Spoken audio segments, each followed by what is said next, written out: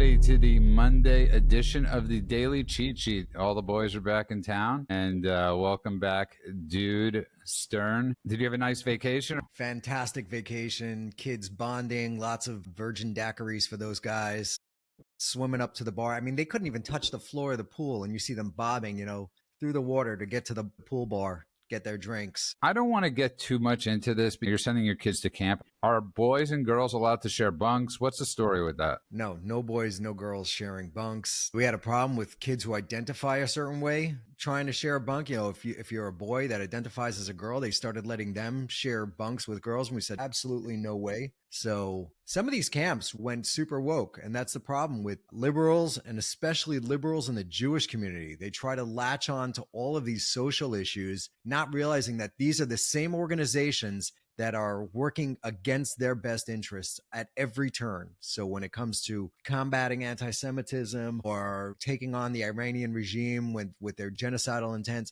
it's always the woke liberals that are just finding themselves on the wrong side. Right now in New York, we have this guy who's getting 20% of the Jewish vote when he's a pro-Hamas guy. I mean, so summer camp is no different. We had to push back against that stuff. This is an issue a lot of parents are facing. I didn't really want to get into this, but it is the summertime. Here's the deal with summer camp. I went to summer camp as a kid.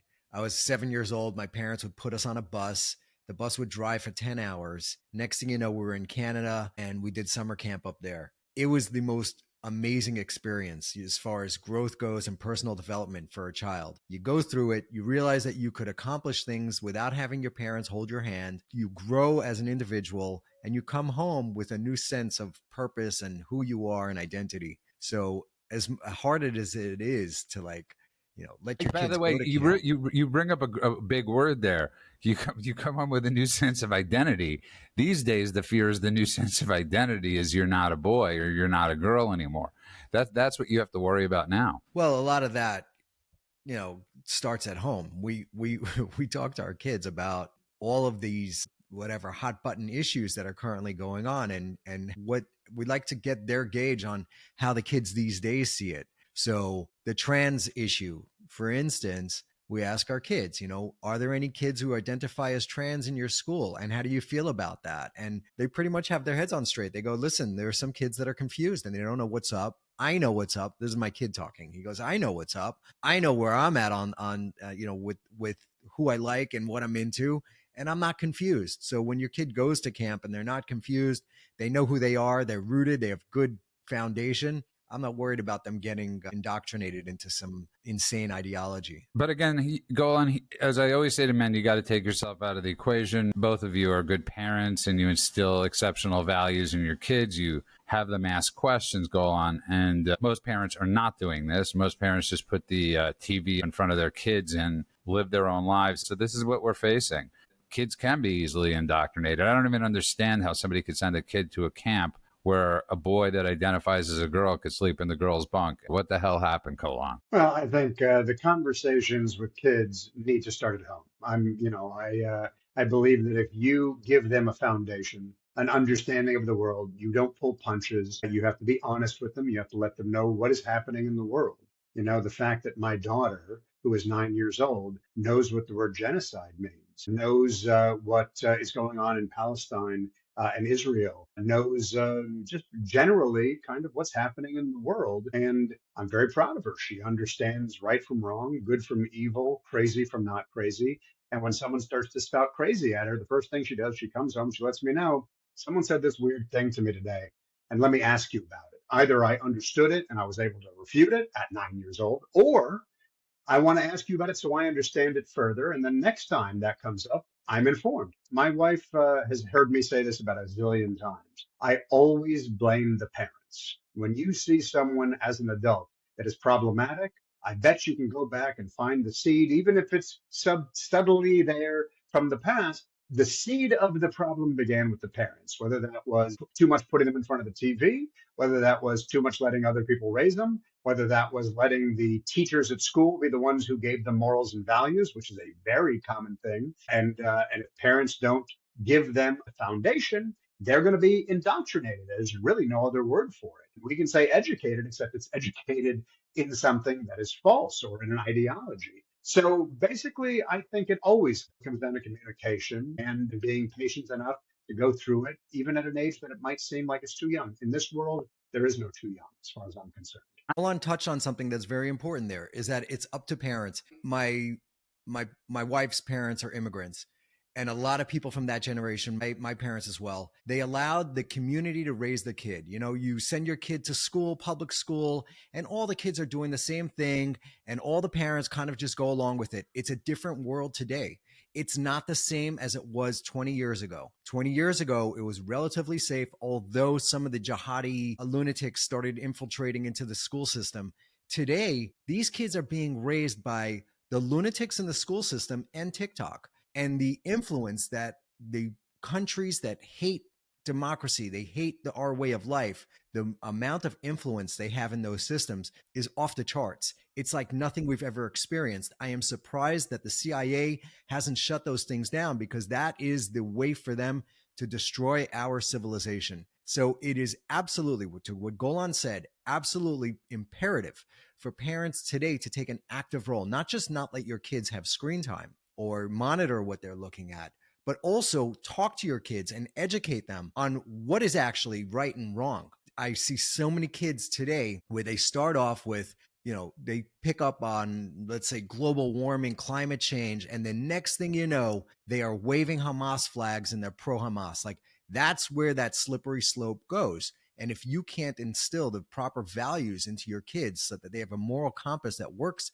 correctly, functions appropriately, then you're going to wind up with kids that are marching in support of terrorists and people who want to kill them. Listen, I don't think you're wrong with what you just said. We went to camp, we hung out in the playgrounds, we did all these things. But at the same time, there wasn't online stuff. Parents, in a sense, were trusting their kids. And you have to look at the value system that's been lost, not just in America, but in the world. Parents do really have to take more control over their kids' activities. You'd go to the park, everybody would play, and you didn't have to worry. The parents go on, and I don't just mean literally the parents, but the societal parents have abdicated their throne. And that's a really freaky and scary thing. You're talking about in certain enclaves. You know, if you're going into, I hate to say it, a lot of the coastal areas, you know, yeah, you're going to see people who have decided that TikTok can raise their kids. You're going to see people that are, like you said, abdicating their position as a parental figure, as a thought leader for their families, as a moral compass, all of those things. Absolutely. And I see it all the time. I see people say, I don't want to dictate. I want to, you know, what is it? Free roaming parenting, whatever. Parenting is not about letting other people do it. Every time I let my kids sit in front of the TV, there's a moment of guilt for me, because I recognize that that's a moment that I am not being active. And sometimes, okay, we need that. And some parents go all the way. When I compare what I do to other parents or what men does to other parents, I'm sure we take a moment for our own mental health, let them do their own thing. But the idea that we have given them, again, I keep coming back to that same word, a foundation, I think that does everything, because then the decisions they make are based on something and not based on whatever they're getting online. My daughter's 9. A lot of kids her age are already on social media. My daughter is not. A lot of kids her age already have phones. My daughter does not. She has a phone. It's right over here in my office. And when she wants to use it, I allow her to. With supervision, going to say hi to her grandparents, for instance. She's not going online and randomly looking at things. She has an iPad. It is locked, all but the art apps she uses and the math apps she uses, which she's happy to do because she isn't aware that there's 1,000 video games that are going to swallow her brain pan.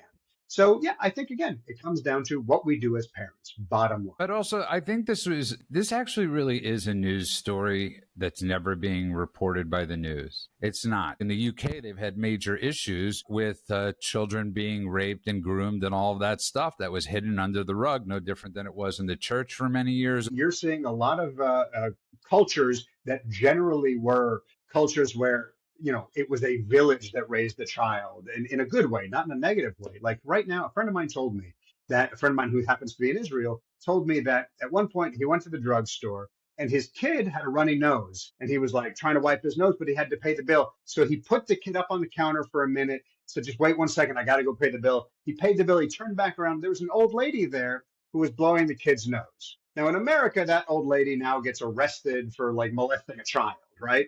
But in Israel, that's a very common thing, is that people all helped out. They all were part of the family. It was like genuinely a wonderful and togetherness type of thing. There's a specific party within America that has systematically destroyed the family unit over the last, say, 60 years, and they've done it specifically to minorities, especially the Black community. So that community went from two-parent households in the 50s to it's almost non-existent today. And you're seeing the results of that. And why are they doing that? If there is no family unit and they get rid of religion, those are the two things that they keep on attacking, family unit and religion, because then the state takes over. And then they could brainwash them with whatever they want. So it's not an America thing. If you go to the Midwest or you go to Idaho or, any of these rural cowboy type places, they are all about family. They're all about, having the village raise the child and the community and sense of community and all of that. You see it in the Amish, you see it in the Jewish communities, you see it in some of these smaller communities. But in the major cities, especially on the coasts, it's decimated. It's done. They destroyed that. They want to be able to tell you what they're going to teach your kids, even when they don't have kids. A lot of these people are childless, and they are demanding to have complete monopoly over what they teach your children. I agree with that, but I want to say one thing. And it's important, I think, for people who are on the right to hear this. And I'm not saying everybody, obviously, we're not talking about blanket statements where it's across the board. But I find that a lot of people who dislike what is being taught to their children in schools or what's online or all the rest, they hate what's going on and they're not doing enough to counter program that at home. If they're seeing what the government is doing, let's say under Biden, what they were doing, or what the unions are doing within the schools or whatever else, this is trench warfare. This isn't 1994 anymore. It was enough to just be like, and we live a good life. You have to do something where you are giving more family values in your home than simply saying, I dislike what's happening there. Because a lot of people on the right also find it very difficult to raise children. It is very hard. It is. I will admit, I have two, and it's exhausting. It's fun, it's fulfilling, it's all that. Agreed. But it is exhausting, right? Yes. Okay. Absolutely agreed. I agree with And that. a lot of those people will also put on the TV without knowing what's coming up, or they'll give the kids a computer without realizing what's going on. And some of it is out there and some of it isn't. My daughter was watching a show called Blue's Clues at one point, which I watched several episodes with her. I used to watch Blue's Clues when I was a kid, and it seems really wholesome and lovely. And then suddenly there was an episode that was all about drag queens and all this other stuff that was like, I didn't see this coming. And there was no way I could have seen it coming based on all the other episodes. It was like they snuck it in the middle just to let it indoctrinate my daughter. And that show was not on my television anymore. But if parents aren't also present beyond just being anti, that also is an issue. It's a call for people to say, you believe in responsibility, then make sure your personal responsibility starts at home. For sure. And there's two things to that. One is parent present, not really quality time. It's quantity of time. Of course, don't space out and be on your phone when you're with your kids, but being around them, the more you're around them, the more that'll help. The one thing that would fix the problem in education in America, and some states are doing this, is school voucher program. If you allow competition, if you allow other schools to compete against the public schools, everything will get lifted up. And there's one party that is fighting that. And it's the teachers union, and the Democratic Party is fighting tooth and nail against the school voucher program because they have a monopoly on the school system. And the Democratic Party gets a lot of donations from the teachers union, and it's just a circle. They get the money flowing into the teachers union through the public school system, and they get the kickbacks by getting donations from the teachers union. School voucher program would fix that. Listen, summer's coming up. Parents need to hear this. Parents need to listen to this, and hopefully children need to listen to this. I'm going to say the biggest problem, both of you, is both of you are extremely outspoken. You are in the minority of minorities of minorities. I am tired of reading from people bitching and moaning about how bad the school systems are and how bad everything's going in private chats, but don't do anything out loud about it. And that is what is disturbing. That's the most disturbing thing. We saw Virginia, Loudoun County, parents fought back, and it worked. Parents across America did not follow suit. So you two, thank God, fight back, but most parents do not fight back. They just sit at home and hope other people fight back for them. And that's simply wrong. I understand that you fear not having friends. You might fear for your financial stuff. But what's more important, your kid's future or your finances? Look, in my daughter's school, they started a diversity group. They hadn't had one for the first number of years she was there, and they started a diversity group. The first thing I did was join. And I go and I sit in those meetings and I make sure anything that sounds ridiculous, I say so. Okay, so moving on. I don't really think it's important that we get into the big, beautiful bill that hasn't hit the House yet. I keep on telling people we're a few election cycles away. Conservatives are a few election cycles away from semi-normalcy, if we could ever get back to that. But the good thing was that somebody like Tom Tillis from North Carolina is resigning and he's not running for office again. So Golan, that's my only take on this. It's not that I don't care. It's that none of us really know it's in the 930-page. First of all, it's just so early to talk about it. So look, there was a key vote that happened in the Senate. You probably saw that headline somewhere. It's kind of meaningless because it opened up formal debate. And now they do the vote-a-rama. Then they do a final up or down vote. It's kind of just in the middle of the progress. So there's not really much to talk about right now. It's like another step happened. So at the end of the journey, let's discuss it. Right now, it's just premature. Exactly. Man, did you have any thoughts on that, or can I move on from that important breaking news of the week? Golan, over the weekend, both of us are big into music, and both of us are big into music festivals, watching them, and it's a really important part of our youth and our adulthood. We love this stuff. And listen, about 12 or 14 years ago, I got to see Bruce Springsteen's one of his last shows as they closed up the Forum, I want to say, out here. He was the last night, and I got free tickets, and I was debating whether to go or not because I wasn't in the mood to hear about his politics for 40 minutes during the show. I went, fine show. The only thing I had to hear about was raising money for homeless children and cans of food. Great. Move on. Who would have thought that you'd have a massive festival like Glastonbury, which people don't realize is that if it's not the biggest, it's one of the biggest festivals in the world. Jump forward 14 years. We're not hearing anymore about Live 8, saving countries. We're hearing about death to Israeli soldiers at Glastonbury Festival. And the BBC did not pull the plug. Yeah, let's explain what is Glastonbury. It's a festival that is a massive counterculture. That's how they label it. It's a counterculture thing sponsored by Barclays Bank and live streamed on the BBC. So, okay, I guess this is whatever we call counterculture these days when you've got the sponsorship of a massive bank.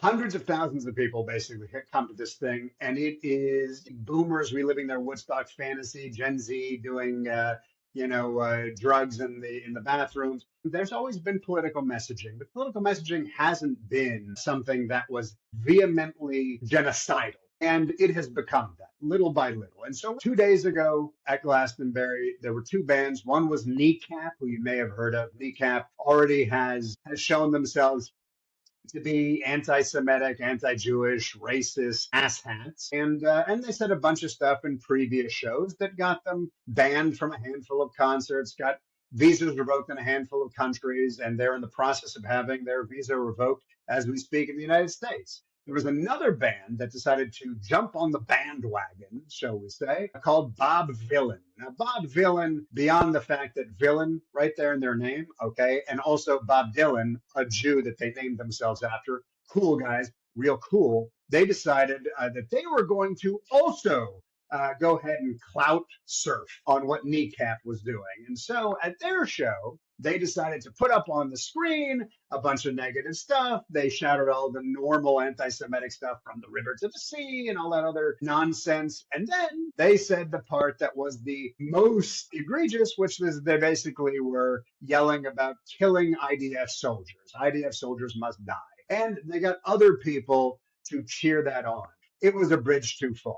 And as a result, they not only got lambasted in a lot of different places, but America decided to pull their visa altogether to perform in the United States, thankfully. And of course, the BBC, who had the opportunity to cut the feed, decided to broadcast it in full with all the negative messages, all the calling for people to die and everything else. And later they said, oopsie doopsie, we should have cut the feed. We're appalled. And the festival said we're appalled. And my line about that is, I can't believe the anti-Semites I invited to my festival said something anti-Semitic. All of these people deserve to get hit in the head with a hammer as far as I'm concerned.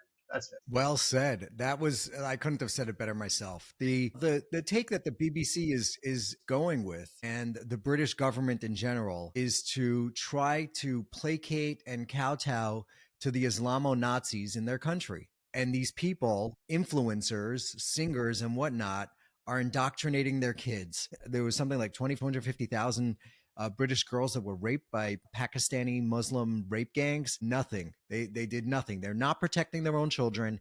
They're just further indoctrinating them. London is turning into a cesspool. All of their cities that are run by Islamic mayors now are turning into shitholes. Nobody wants to go there. Britain is falling. In general, the government and the elected leaders have not taken heed, and they're not changing their ways, and they're not shutting this stuff down. So the BBC, it's just shameful how low they've fallen. In fact, they probably should have shut the festival down. It was always one of my big issues with the Munich games that they went on, that Mark Spitz said nothing. The BDS movement, all these things have been started in the UK. The roots of a lot of these anti-Semitic movements started with British bands, from Elvis Costello to Brian Eno, and calling for other bands not to perform in Israel, directly from Roger Waters. This has been going on in the UK for years.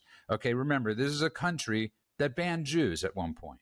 Okay, so we're learning right now that it's not just an Islam problem. This is a systemic problem that the UK has had for centuries. Add Islam to the mix, and that is one hell of a bonfire. And you know what? Jews, get the hell out of there, and to the rest of the UK people in the UK, enjoy yourselves being ruled by a jihadist nutcase of a government eventually. I think it's true. Look, I think that if you look at this in the broader context of not just what happened at the festival, but in music and activism and the UK and radical Islamism and everything else, I think we've hit the point where music as protest, which was something that like the Sex Pistols were doing, the UK was known for it. It stopped being about justice and started being about how far you can go and how far you can push things and how far you can hate and how far you can be racist and all the rest, as long as it happens to be the doctrine of the left in that particular moment. When someone is saying death to the IDF and calling it empowerment, it's just moral regression. We're no longer in that space where British music culture flirting with rebellion is something cool or something radical. It's just basically copy pasting out of Islam's propaganda playbooks. And as far as I'm concerned, it takes the entire thing and flushes the entire concept down the toilet. It makes the entire history of it tainted. No, listen, I agree with you 100%. I want to move on to this United Nations thing. I still don't understand what the hell they're doing. I hate talking about the United Nations because I don't believe they belong in the United States. Man, this is, almost comical. We foot the bill about 30% of it. There are panic calls right now for food crisis around the world because of U.S. cutting funding.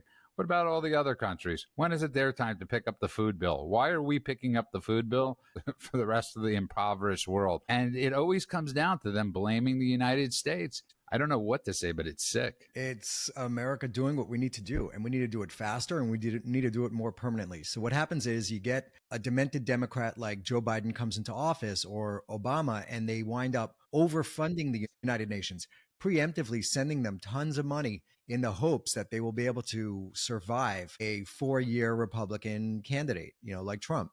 They did the same thing with the Palestinian Authority. They sent them boatloads of cash. They did the same thing with Iran. They funded Iran, which set the Middle East on fire. All of the wars that we're seeing is a direct result of Obama funding Iran. And the same thing is with the United Nations. So yeah, cutting off funding is great, but I think the Trump administration needs to do more permanent cuts, things that permanently sever the relationship between the United States and the United Nations. It's really funny that we never heard anything about USAID, right? There was nobody out there lauding the United States for giving billions of dollars to the developing world to feed them and for vaccines and drugs and everything else we've been providing them for many, many years. Billions and billions of dollars. When do we hear about it? Because up until then, it's America's a racist country and they hate everybody and blah, blah, blah. And America's Good on the point. decline and we're the laughing stock of the world, blah, blah, blah. Then we cut the funding and they're all coming back with their hands out. Please give us some more. Forget it. Do not give them anything. We shouldn't be giving away our hard-earned tax dollars to any other country, to any foreign country. Period. End of story. I am against all of it. I don't think any country should be getting foreign aid that is forced donations. It's a forced charity placed upon American citizens. It doesn't work. Marco Rubio brought up today that 12 cents on the dollar was actually going for aid. Do people even understand what happened? The United Nations held a summit and they said, okay, we have a $4 trillion a year aid plan. Give us the money and we'll go ahead and hand it out as we see fit. And if you don't do it, you're the problem. And America said, we're just not even showing up to your summit. And then the UN held a crisis meeting. The US didn't show up. What are we going to do? All this stuff. You know what? None of this was about saving lives. None of this was about aid. All of it was about control. Because it's not like America doesn't donate. As Men points out on a regular basis, America is one of the most generous countries in the world. We do stuff all the time, and I'm not talking about the ridiculous stuff that was cut out of USAID. I'm talking about stuff that matters. US is constantly helping other countries. But to hand over that much money to the UN, an organization that isn't neutral, let's not pretend, right? They have a nasty habit of handing out stuff to regimes that teach anti-Semitism in schools and vote against Israel 90% of the time and are un-American. And that's not charity. That's self-destruction in a humanitarian costume. And they want our money to do it? F off. Well said. Mand, I want to get to your favorite subject, which is tariffs. It's very interesting. Economists always get it wrong when it comes to Trump. You could listen to every economist, even ones that I respect or are well respected.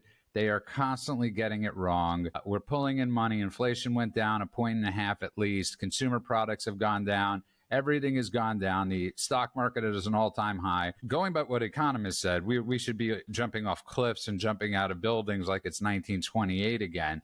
And that's just not happening. And you lived in Canada for a while. Canada threatened us. Canada, Iran, all these countries didn't get the memo that Biden is out of office and there's a new sheriff in town and he's not taking crap. So you see Canada doing these ridiculous grandstanding moves, especially when Carney was running for office. They rallied the troops with this nationalist idea that we're not going to allow the big bad Donald Trump come and take over Canada.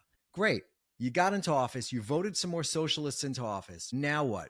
They run to Europe and they try to gang up and say, oh, we're going to stand up to big bad Trump. So they imposed a digital tax on all digital services that American companies deal with Canadians. It could be Instagram, it could be Facebook, all of these, Google, all the companies.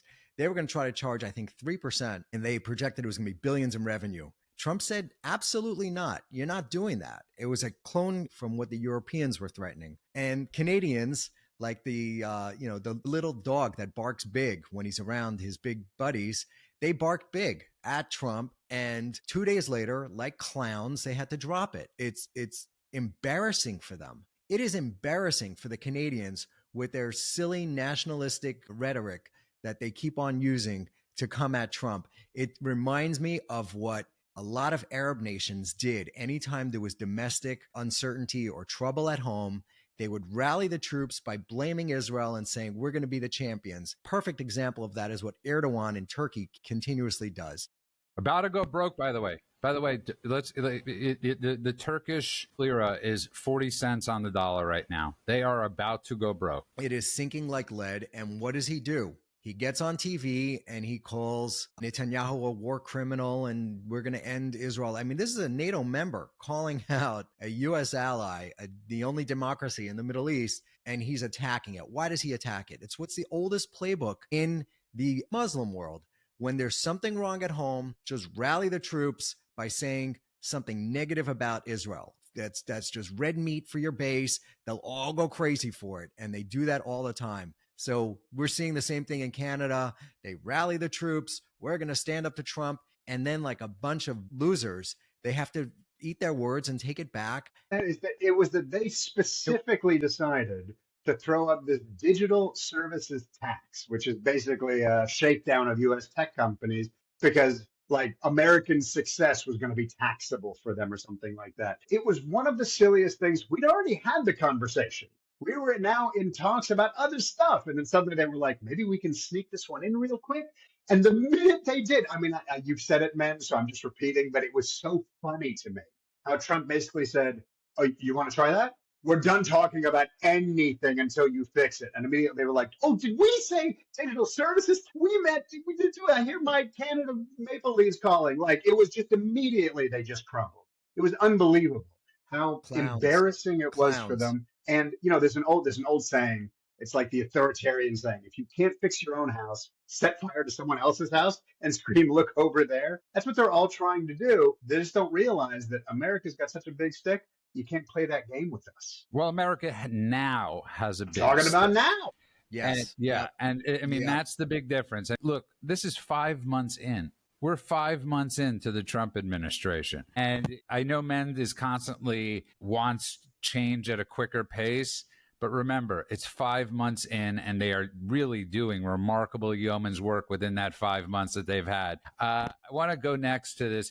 Hakeem Jeffries going after the mayor of New York for not calling out globalizing the Intifada, or the maybe new mayor of New York, Golan. And I'm like, you're a little bit late to the race. Already Clinton and Schumer and everybody else have bowed at his crazy, psychotic knee. And now Hakeem Jeffries comes out and realizes that this is a losing issue for Dems. This is an other losing issue. And part of me wants to say, Mend and I are both from New York, and I know we disagree on this a little bit. I don't mind the city burning. I don't. If we lose New York, we lose New York. I get it. It's one of the biggest financial hubs we have. So New Jersey could now be, or Florida can now be. There's no reason, Golan, it has to be in New York City. Look, I am torn somewhere in the middle. If I'm talking about pie in the sky, like science fiction fantasy, let it burn down, let it do all the rest. But we also see what happens when cities fall. We see that it's not as easy as cities fall, people realize their mistake, and then they reverse course and suddenly everything's okay. If it gets worse, we will eventually see it get taken over by people who are not looking to improve. They're looking to find any way to blame. Look what Mamdani's doing right now. He is saying a bunch of stuff. He is promising a bunch of stuff. Forget that he is anti-Jewish. Forget that he's anti-American. Forget that he wants to globalize the Intifada.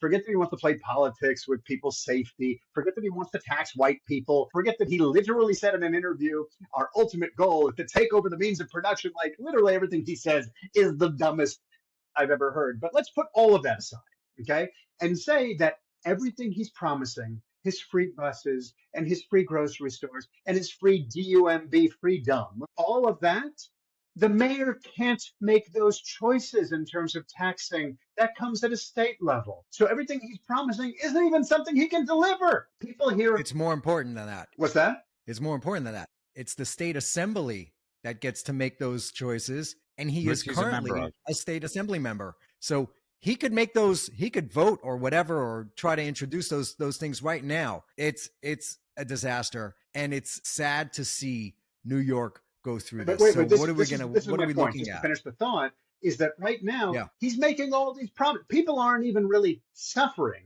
They're seeing things that are happening negatively in their city, not realizing that most of the things that they're suffering as a result of are coming from the left. But this guy comes along and says, I'll fix everything and give you a bunch of free stuff. That's the problem. When things fall, charlatans move in. Here's a perfect example of that. So if he lets it fall further, what's the next authoritarian charlatan that's going to come in? Listen, you're right. It might take years for it to rebuild. You're 100% correct. But to Men's point about not having to go in and save other countries, I don't think it's Americans' job that live in North Carolina, who have been struck by obviously vicious storms that have left so many homeless. I don't think it's other Americans' job to lift up New York. If New York needs to fall, then it needs to fall, man. I'm not talking about bailing them out, but if we stay the course, New York is going to go back to what it was like under Dinkins. Worse. It was a shithole. That was a point of time in New York where Donald Trump was able to buy a building in Manhattan for $1 million, $1 million. That's the cost of a house today. Think about how far New York can fall. In the late 70s and early 80s, it was just a dump. So do you want it going back there? I hope not. I hope it does not go back there. I hope New Yorkers get smart enough. I mean, it comes back to our educational system convincing these kids that socialism is a good thing when it's failed everywhere. So are we going to that? We might be. We might go back to another 20 or 30 year decline of New York City. And that would be really unfortunate. It looks like the overall in the country, we're going in two directions. You have the socialists. They want to turn this into another Venezuela or North Korea or Russia, where you have bread lines and people just waiting for basic goods, and everyone gets poor and everything turns to shit. And you're grateful for a loaf of bread that you get because you wait 3 hours on a line for a loaf of bread. And then there are the nationalists. That's the other side saying, let's just pull out of everything. Let's just stay at home. Let's build at home. Let's make America great again. Forget about all the other countries. Let's decouple from China. Let's decouple from Canada. Whoever is against us, whoever is not aligned with us ideologically, we should decouple. That's the other side of it. I mean, there's no more center. There's no more middle ground in this country. If we believe in American exceptionalism, we can't celebrate when a city falls, right? We can use failure as a warning, but we can't wish it will actually happen. Well, listen, I'm not saying I celebrate. Listen, I grew up in New York, as men said. The 70s were crap. The 80s were crap. The early 90s were even crappier. And then Giuliani came in, right? And he literally saved New York City. He saved New York City from himself. So yeah, we had 25 or 30 years, but we literally had to hit bottom with Mayor Dinkins. You can't raise somebody's bottom. You just can't. And that's simply what I'm saying. I don't hope New York burns. It's a beautiful city, but I can't at the same time think to myself we're God and we could raise their bottom. They have a real problem right now, which is called apathy, right? 21 or 23% last election cycle came out and voted. Think about that. Almost 80% of New York City's registered voters did not come out and vote. I can't make them come out and vote. You have to want to get this. So when Giuliani came in, people were ready for change. When Giuliani won again, people were ready for change. The difference between then and now is that the people who let it fail then simply had bad ideas. This is different because this is radical leftism. That is different than what it was before. We might have thought that was radical leftism before, but it wasn't. This is a new animal that we are dealing with now. And these people, they thrive on both the success of their propaganda and also the failure of it. Collapse doesn't humble them. It emboldens them. They will blame capitalism. They will blame Zionists. They will blame racism. They will blame everything they can if it doesn't work, and it will actually make them stronger. If New York burns, that goes all over the place because New York is the cultural capital of the United States. It's the financial capital, media capital, one of them. And I think if it starts there, and it's not going to run to the ground right away, he's going to start to implement policies that's going to embolden other radical leftists in other places. And if he does run it into the ground, that ripple effect is going to hit the economy, national politics, international perception of America's strength, and everything in between. I really feel like we have to be very careful because in my heart, I'm like, yeah, let him take it and let him run it into the ground. It'll show them, and then they'll all beg for us to take it over. I just don't think that's actually where we are anymore. I also think there's another big difference, and that is social media. In the 70s, we didn't have that. So what did we have? We had these debates where someone would get up with really bad ideas. I was there when Dinkins ran and won. He was a terrible mayor, absolute terrible mayor. There were riots in Crown Heights, and he instructed the police not to get involved and just let it go for 3 days. So a pogrom where people were being murdered in the street. There was a guy named Rosenbaum. He was stabbed to death. He was an Australian tourist. That was then, but now you have social media and you have these moronic kids and women that are living these cushy little suburban pointless lives, and they look for meaning desperately, and they hear about the civil rights movement in the 60s. My mom was a part of that, and they wish that they could latch on to something like that. So when they find a fake civil rights movement like Black Lives Matter or Free Gaza or any of these other stupid, ridiculous modern day bullshit versions of a civil rights movement, they're all on it. So now if it's like, let's get a Muslim mayor into the city. By the way, this guy is a blatant liar. His Dad is a Columbia professor and his mom is a wealthy filmmaker. So he comes from privilege. He talks about how he's the end of some sort of Muslim lineage from India, that he claims that Narendra Modi slaughtered and executed all of his people back in India. What he fails to say is that his people, that little tribe, surrounded a train full of Hindus and burned them all alive, men, women, and children. 100 Hindus were killed before the Hindus took revenge on his tribe. Like with everything else, there's cause and effect, and these people never connect those dots. They always go to the effect. I hope New York gets saved. I hope the adults in the room can get up and the people can come out and vote and make sure that this lunatic does not make it in there. Those of you who are listening, find out where people are mobilizing against this guy. It is worth your time to do this. Yeah. And again, remember, 500,000 votes out of close to 5 million registered voters. It's not a huge number of people actually got out the vote. The problem is you got to choose between somebody that has blood on their hands and pretty much should have been convicted of manslaughter and Eric Adams. But that is the thing. The thing is that anyone who does not get out and vote has no right to complain. I saw it here in LA when they did a recall for Gavin Newsom. And I had friends that hated him. He shut down their businesses. He destroyed their lives. Yet, when the recall came out, some celebrity friends of theirs told them that Larry Elder, who's a black guy, is a KKK white supremacist or something. Yeah. And you cannot vote for him. And the people of LA kept Gavin Newsom. They voted for him again. And I couldn't believe it. But later on, when I would talk to them about it, I'd say, you don't have a right to complain. You knew what you were getting into, and you voted for this psycho anyway. So you need to shut up. You don't get a say anymore. Well said. And Golan, I want to bring up to the last subject is everything we're talking about is, it used to be fake news. Now it's simply facts don't matter. Facts are a lie. And as men pointed out, obviously with people like Cortez, AOC, who have constantly lied about their background, people like Omar, who have constantly lied about their past. Go to Dick Blumenthal, who's in the Senate for the Democrats, who lied about his service in Vietnam, which is the worst form of a lie one could possibly have, which is stolen valor. But facts don't matter, Golan. We witness this on the far right. And I hate even using, they're not on the right. They're just cloaked in MAGA to make money. And obviously you saw the posts I was putting up, Golan, about Marjorie Taylor Greene and Steve Bannon and all these other charlatan snake oil salesmen. Nobody's debunking what Marjorie Taylor Greene said. I mean, she said no Americans have been killed by Iranians. We know that to be 100% not true. But she said it must be true. And there are no more fact checkers.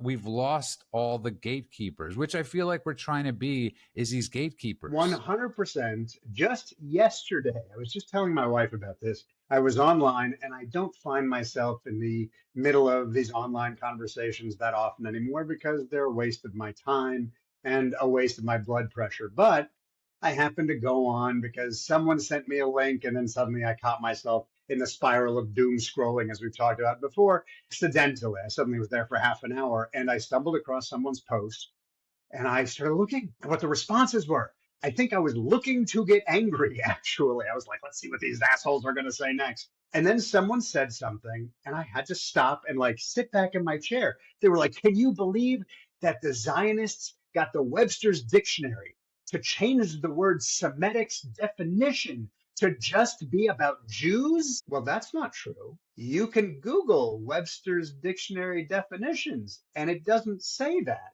It says, and Arabs and Phoenicians and this, and historically, it gives a whole thing. And underneath that comment, that dumb, obviously ridiculous lie, there were a bunch of people. Oh my God, this just proves how the Jews control everything.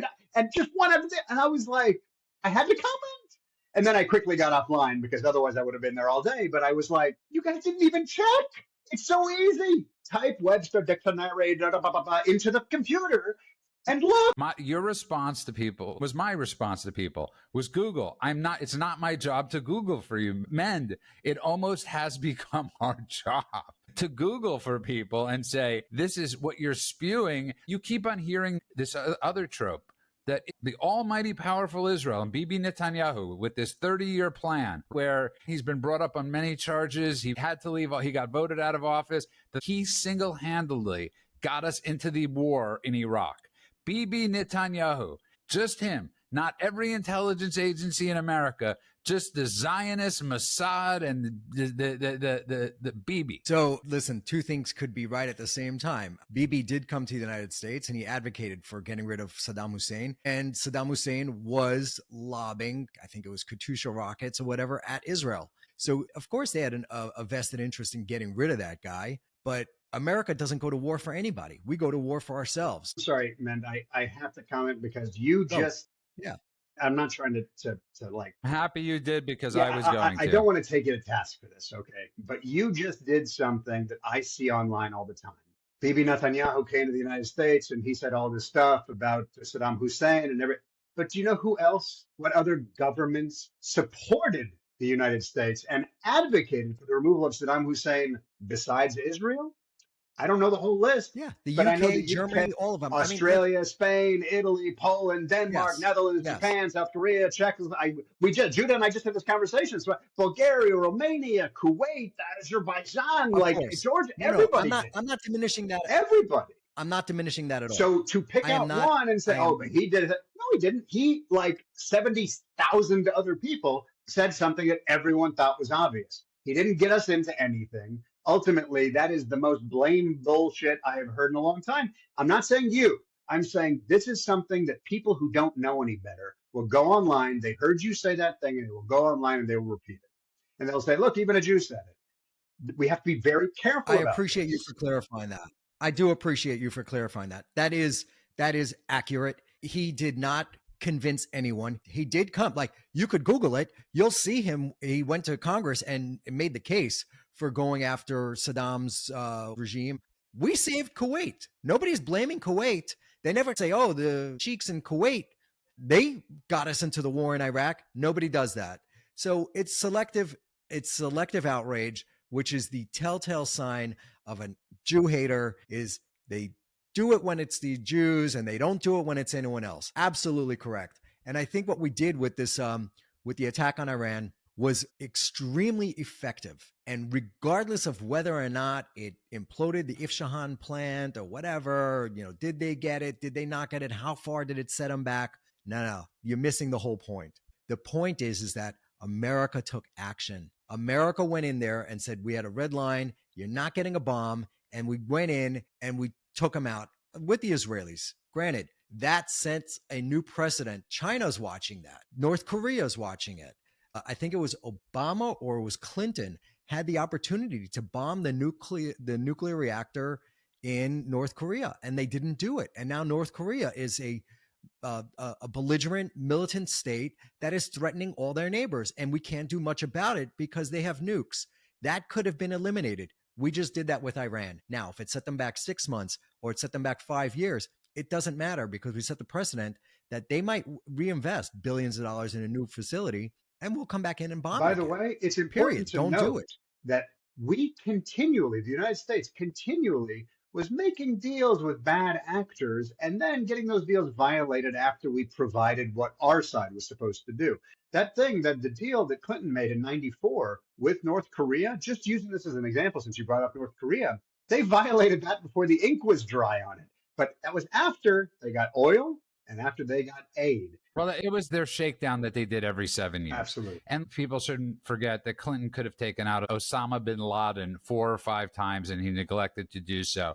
So everybody that has these ideas or these plans or these thoughts, either the United States government, every government is the smartest people in the world or the dumbest people in the world. You can't really have it in the middle, these conspiracies that have lasted 30 years. But Golan, the reason I bring it up is because this is what we're witnessing online. And men, we're not coming after you for saying that. Yes, it's 100% true that Bibi came to the United States. Bibi has come to the United States many times. So have many other foreign leaders come to the United States many times begging for help. And here's the thing.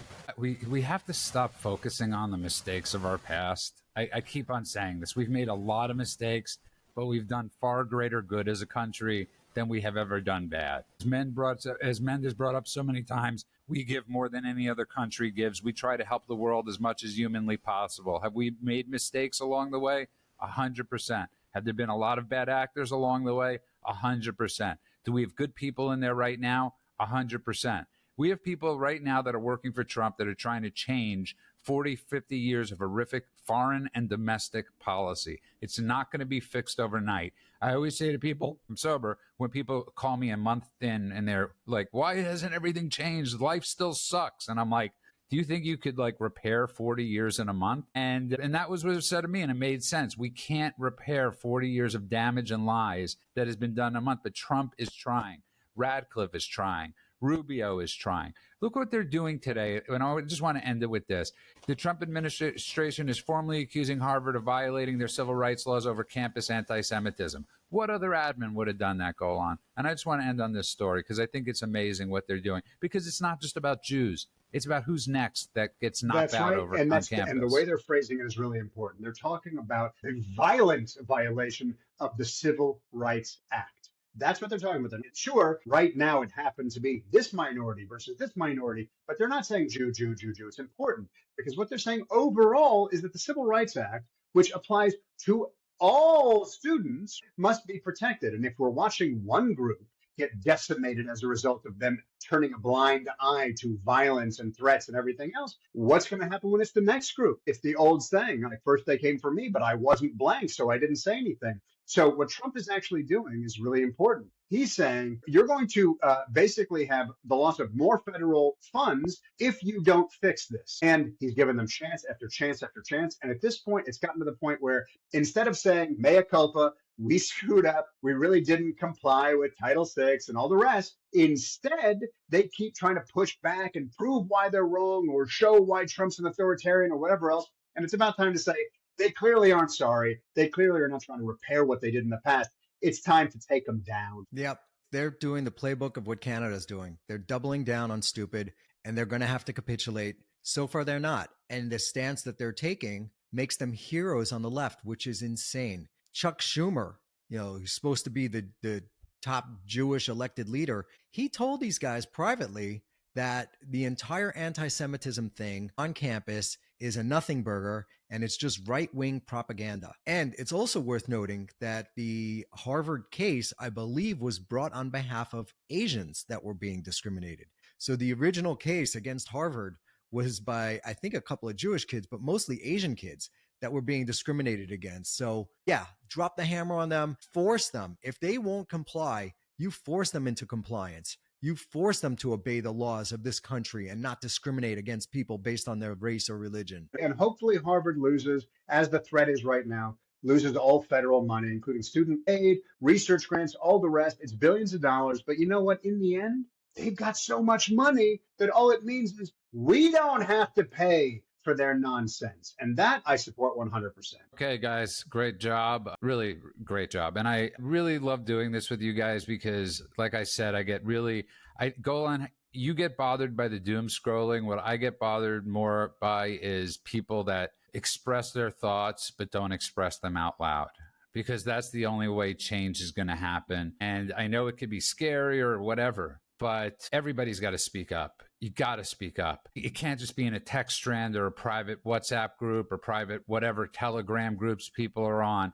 People really have to start mobilizing and getting this out, from, as we discussed, with summer camps to universities to everything that's going on in this country. We got to speak up. It can't just be the three of us. It can't just be 20 of us or 1,000 of us. It's got to be every parent, no matter what side of the aisle you're on. If you're a Democrat and you don't want your kids being indoctrinated in summer camp, speak up. Everybody agrees with you. On that note, I want to thank you both. Welcome back, dude. It's good to see you. I want to thank everybody that's been downloading the podcast on Apple, Spotify, everywhere else. You can find us on Substack, Daily Cheat Sheet, of course, Instagram, Daily Cheat Sheet, YouTube, The Daily Cheat Sheet, and of course on X at TD Cheat Sheet. That's at TD Cheat Sheet. Okay, everybody, have a good morning, afternoon, and night world, wherever you are. God bless you all.